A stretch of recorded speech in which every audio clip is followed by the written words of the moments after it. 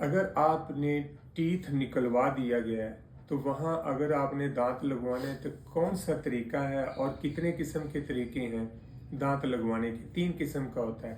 अगर एक सिक्स दांत निकलवाया दाढ़ आपने, तो वहाँ आपने दाढ़ लगवाना है तो पहले इम्प्लांट करवा लें। सबसे बेस्ट जो ट्रीटमेंट है, आपने इम्प्लांट लगवा लें। अगर अफोर्ड नहीं कर सकते तो साथ वाले दांत को ग्राइंड करके उनके ऊपर कवर और दरमियान में दांत लगाया जाता है।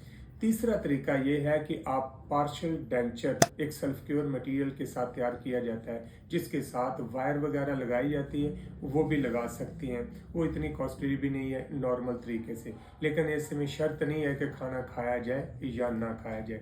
ये 3 ही तरीके हैं, आपने चूज़ करना कौन से तरीके वाला लगवाना है। सबसे बेस्ट जो है वो इम्प्लांट है। सेकंड बेस्ट जो है वो साथ वाले दांत की क्राउनिंग करके तो दांत लगाया जाता है। थर्ड जो है वो थर्ड ही है, आपने चूज करना। Thank you.